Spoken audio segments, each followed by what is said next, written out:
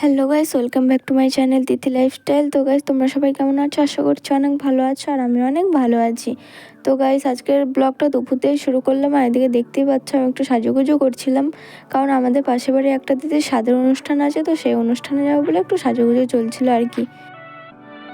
তো guys, ready সেডি হয়ে আমি এখন যাচ্ছি পাশে বাড়ি একটা দিদির কাছে। ও আর আমি একসাথে যাব সেই অনুষ্ঠান বাড়িতে। তো অনুষ্ঠান বাড়িতে যেয়ে একবারে তোমাদের সাথে দেখা হচ্ছে। দেখো গাইস, এটা হলো আমাদের সেই অনুষ্ঠান বাড়ি। এখানে এখন খাওয়া দাওয়া চলছে। তো গাইস, আমরা এসেই দেখছি খেতে বসিয়ে দিয়েছে। এদিকে দেখো আমাদের থালাও দিয়ে দিয়েছে। আমরা এদিক ওদিক না থেকে সব বান্ধবী ললিতারা খেতে বসে পড়েছি। আর এখানে তো তোমরা দেখতেই পাচ্ছ জলের গ্লাস আর থালা দিয়ে দিয়েছে। তারপরে আমাদের থালাতে নুন আর লেবু দিয়ে দিল।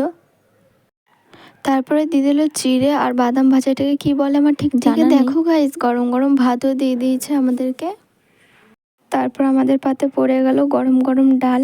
তারপর গাইস, গরম গরম ডাল আর গরম গরম ভাত মেখে খাওয়াটা স্টার্টও করে দিলাম। খেতে না খেতেই তারপরে চলে আসলো মিক্স মাছ। আমি মাছ খাই না বলে মাছ নিইনি। আমি আমার বান্ধবী ললিতার মাছটাই তোমাদেরকে দেখালাম। পরে দেখো গাইস, পাঁপড় চাটনি মিষ্টি আমাদেরকে দিয়ে দিয়েছে, সাথে দইও ছিল। হজম করার জন্য হজমলাও দিয়েছিল আমাদের। তারপর গাইস, খাওয়া দাওয়ার পর্ব শেষ করে একটা বান্ধবী ললিতার বাড়ি এসেছি একটু গল্প করতে। আমরা একটু গল্প করি, তারপরে দেখা হচ্ছে আবার তোমাদের সাথে। এদিকে গাইস, গল্প করতে করতে এক ললিতা ঘুমিয়ে গেছে, আর এক ললিতা ফোন দেখছে। আর এদিকে আমার এই বান্ধবী ললিতা তোমাদেরকে একটু হাই করে দিল। আর একটা বান্ধবী ললিতাকে দেখাতে পারলাম না, ও ক্যামেরার সামনে আসবে না।